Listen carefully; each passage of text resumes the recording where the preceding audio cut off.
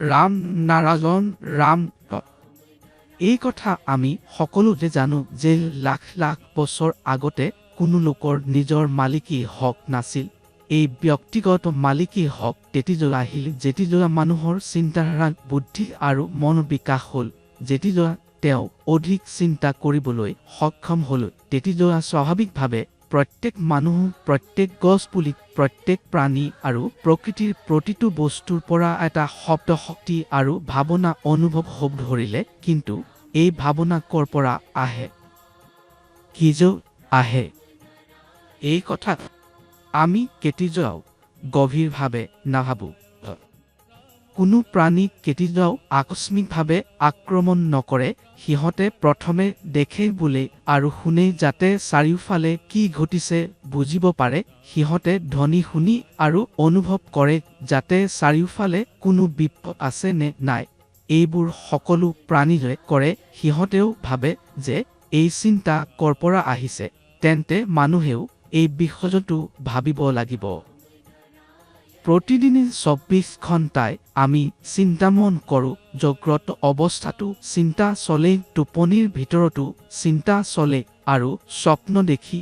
কিন্তু এই চিন্তা ক'ৰ পৰা আহে, কিয় আহে, কোনে পঠি যাইছে, এই কথা আমি কেতিয়াও গম্ভীৰভাৱে নাভাবোঁ। হাজাৰ হাজাৰ চিন্তা আৰু শব্দ আমাৰ মনত আহে। আমি সেইবোৰ গ্ৰহণ কৰোঁ। তাৰ পিছতহে আমি বিচাৰ কৰোঁ কোনটো চিন্তা সঠিক আৰু কোনটো ভুল। মানুহৰ মনৰ ভিতৰত বিবেক নামে এটা শক্তি থাকে যি আমাক সঠিক আৰু ভুল বিচাৰি উলিয়াবলৈ সহায় কৰে।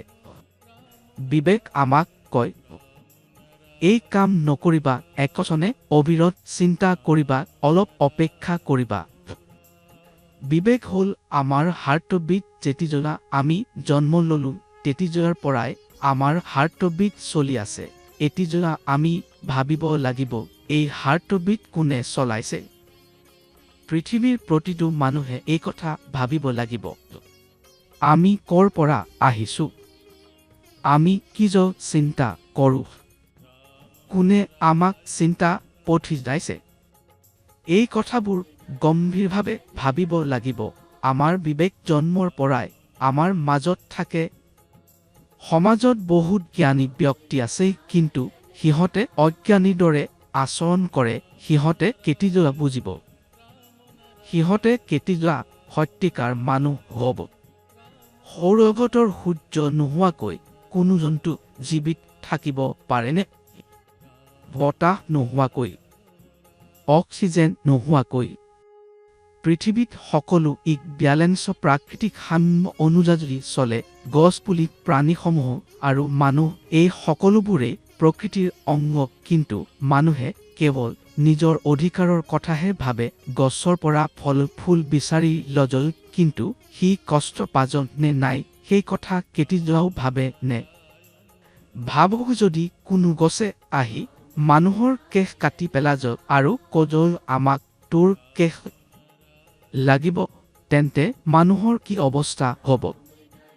গছে যদি মানুহক ধৰি লয় আৰু ফল ফুলৰ বদলা মানুহৰ দেহৰ অংশ বিচাৰে, তেন্তে পৃথিৱীত কি হ'ব? সেয়ে প্ৰকৃতিজনে সৃষ্টি কৰা এক বেলেন্সক আমি সন্মান জনাব লাগিব। আকাশ হ'ল আমাৰ সত্যিকাৰ ধৰ্মগ্ৰন্থ। পৃথিৱীৰ আটাইতকৈ বৃহৎ গ্ৰন্থ হ'ল আকাশ। এই গ্ৰন্থৰ অসংখ্য পৃষ্ঠা আছে, তাৰা, গ্ৰহ, নক্ষত্ৰ। যেতিয়া আমি এই জ্ঞান গ্ৰহণ কৰিম তেতিয়াহে আমি জীৱনৰ সঠিক অৰ্থ বুজিব পাৰিম। জীৱনৰ মূল কথা ৰাম নাৰায়ণ ৰামত নিহিত। সেয়ে আমি সকলোৰে মাজত স্নেহ, মমতা আৰু ভালপোৱা ৰাখিব লাগিব। ৰাম নাৰায়ণ ৰামৰ জপ কৰাটো অত্যন্ত গুৰুত্বপূৰ্ণ। এই ২০ মন্ত্ৰ তোমাক তোমাৰ লক্ষ্যত উপনীত কৰাব।